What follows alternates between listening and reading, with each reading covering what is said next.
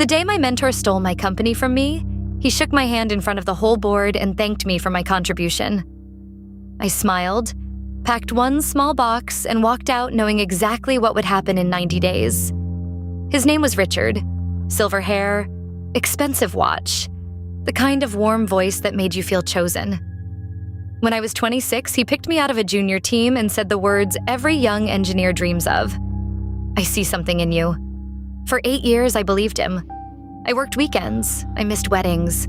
I built the product that turned his small firm into a name investors fought over. The flagship software, the one that brought in 80% of the company's revenue, started as my side project. Written at my kitchen table, on my own laptop, on my own time. Remember that detail. It matters later. Richard called me his secret weapon. But I started noticing that whenever the wins were announced, my name had a way of evaporating. My designs went into his slide decks. My code demos became his keynotes. Investors knew his face. Nobody knew mine. When I finally asked about the co-founder title he had promised me, he patted my shoulder and said, "Soon. Titles are politics. Keep building." Then the acquisition offer came, $40 million, and everything about Richard changed overnight. Suddenly, there were meetings I wasn't invited to, documents I couldn't access. My login permissions quietly shrank week after week. And then a friend in legal slipped me a draft of the deal. My name appeared exactly once. Under a section called Personnel Restructuring, Richard was selling the company built on my work, taking the credit, the title, and the $40 million. And his last planned act was to fire me before the papers were signed, so I couldn't claim a thing. I didn't cry. I didn't storm his office. I went home, opened my old laptop, and checked one thing: the original repository. Every line of the core engine time-stamped on my personal machine, written before I ever signed their IP agreement. The foundation of the entire product legally belonged to me. Richard never updated my employment contract after the early days. No work-for-hire clause. No IP assignment for prior inventions. He was always too busy being important to read paperwork. So I made a decision. I would not fight to stay.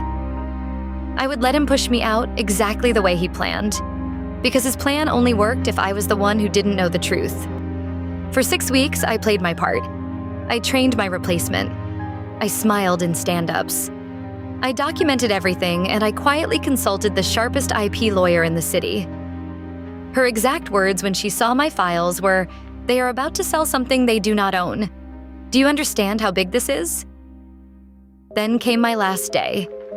Richard gathered everyone, praised my years of service, and shook my hand for the cameras while security waited by my desk.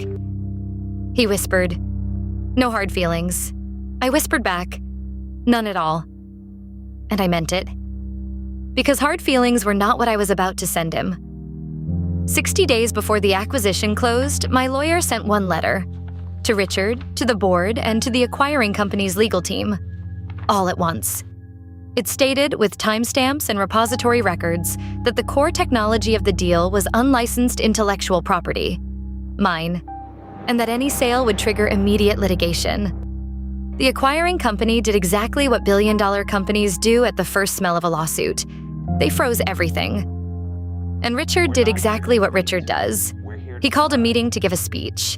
He told the board it was a bluff from a bitter ex-employee. He promised them I would fold within a week. I did not fold. I countersued for 8 years of unattributed work. And then I did the thing he never saw coming. I launched my own product. Same engine. My engine. Rebuilt cleaner, faster, and fully mine. Half his engineering team followed me in the first month. They knew whose work they had been polishing for years. His clients followed next. Because the relationships were never his either. I was the one who had answered their 2 a.m. calls for 8 years. The acquisition collapsed. The investors pulled out. And the board that watched him take credit for everything finally asked the question they should have asked years ago. "What exactly do you do here, Richard?" They removed him within the quarter. The company he stole from me sold for parts. He walked away with lawyer bills instead of $40 million. People ask me if I planned all of it from that first handshake. The truth is simpler. I just stopped letting him write my story. 2 years later, my company passed the valuation his deal would have hit. Every contract has my name on it. Every keynote is mine to give. And last spring, an email arrived from a familiar name, Richard, asking warmly if my company was hiring senior advisors. He said he had always seen something in me. I wrote back one line, "I see something in you too." And then I archived it, the same way he archived 8 years of my work. He taught me one real lesson in the end. Never hand your story to someone else's name.